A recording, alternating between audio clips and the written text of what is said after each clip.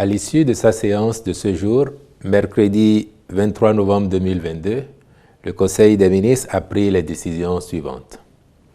Au chapitre des mesures normatives, au titre de ces mesures, ont été adoptés les décrets portant création, composition, attribution et fonctionnement du Comité national d'attribution des logements sociaux et économiques, puis nomination des membres du conseil d'administration du Centre national de gestion des réserves de faune. Au chapitre des communications, en point 1, indemnisation des personnes affectées par la libération du site du campement pastoral pilote de Gogounou dans le cadre de la mise en œuvre du projet de sédentarisation des troupeaux de ruminants au Bénin, PROSER. En guise de rappel, le PROSER a pour objet, entre autres, la rationalisation de l'espace pastoral au profit des éleveurs et agro-éleveurs en vue de la production de fourrage, l'installation d'un campement pastoral pilote, le renforcement de 126 campements d'éleveurs et l'appui aux éleveurs individuels. C'est dans ce cadre qu'un site d'environ 1202 hectares a été identifié dans la commune de Gogounou pour abriter ce campement pastoral pilote. Au terme d'un recensement participatif organisé conformément au texte régissant la matière, la liste des personnes affectées a été arrêtée et le Conseil s'est prononcé en faveur de leur indemnisation. Les ministres concernés accompliront toutes les diligences nécessaires à cet effet. En point 2, maîtrise d'œuvre et conduite d'opération dans le cadre de la construction d'un centre hospitalier universitaire général et d'un centre hospitalier universitaire de la mère et de l'enfant à Togbin. En vue de favoriser une prise en charge médicale optimale pour tous, le gouvernement,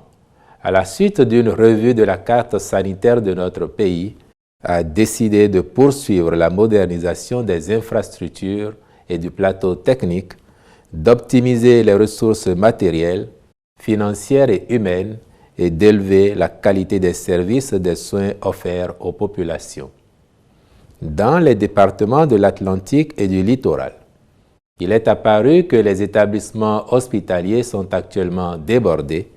et les domaines sur lesquels ils sont implantés n'offrent pas de grandes possibilités d'extension et de développement de pôles de spécialité médico-chirurgicales. C'est pour cette raison qu'il est prévu, au programme d'action du gouvernement 2021-2026, la construction sur un même espace d'un centre hospitalier universitaire général et d'un centre hospitalier universitaire de la mère et de l'enfant, avec pour finalité d'améliorer les capacités d'accueil, de développer des pôles de spécialité, puis de faciliter la référence et la contre-référence. Aussi, le Conseil a-t-il autorisé la contractualisation avec des groupes spécialisés ayant de solides expériences pour l'exécution des missions de maîtrise d'œuvre et de conduite d'opération dans le cadre de la réalisation de ce projet. En point 3, compte rendu des travaux du comité interministériel de pilotage sur les mesures pour l'assainissement, l'achèvement et la clôture des opérations de lotissement et de remembrement foncier urbain en cours sur toute l'étendue du territoire national. Les dits travaux ont permis de traiter 1599 dossiers d'opérations foncières qui ont révélé de nombreuses irrégularités, aussi bien au plan technique que financier. Au total, il se révèle que 11% des cas, soit 178 dossiers, sont à clôturer,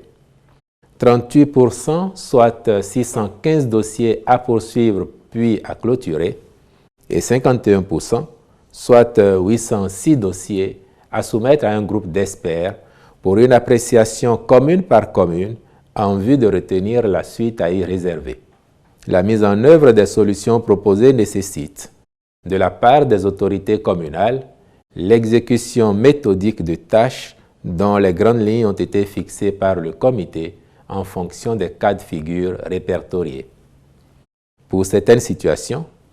un besoin en ressources financières importantes est à rechercher. À cet effet, le ministre de l'Économie et des Finances est instruit d'accorder aux communes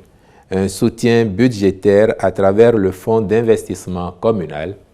et de commettre un audit financier général de toutes les opérations de lotissement-remembrement urbain. Par ailleurs, le ministre de la Justice et de la Législation fera examiner l'ensemble des litiges fonciers pouvant entraver l'achèvement et la clôture des opérations. Il engagera les procédures appropriées à l'encontre des acteurs mis en cause par l'audit financier des opérations. En outre, les ministres chargés du cadre de vie et de la décentralisation fourniront, à travers leurs structures compétentes, des appuis techniques aux communes en vue de l'élaboration de schémas directeurs d'aménagement communaux et des plans directeurs d'urbanisme pour les zones agglomérées. Dans la même logique de mesures prescrites,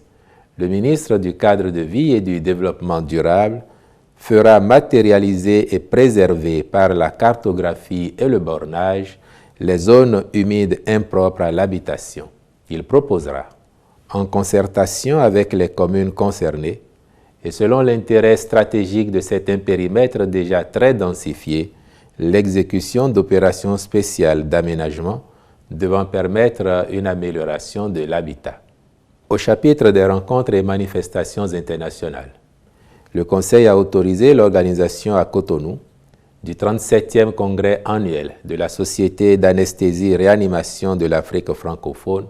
du 23 au 25 novembre 2022, du 2e congrès de la Société béninoise de rhumatologie du 24 au 25 novembre 2022, puis de la 2e session du Conseil des ministres de l'Alliance pour le biodigesteur en Afrique de l'Ouest et du Centre le 16 décembre 2022. Enfin, au chapitre des mesures individuelles, au ministère des Enseignements secondaires, techniques et de la formation professionnelle, M. Cyril Aïnamon est nommé secrétaire général du ministère.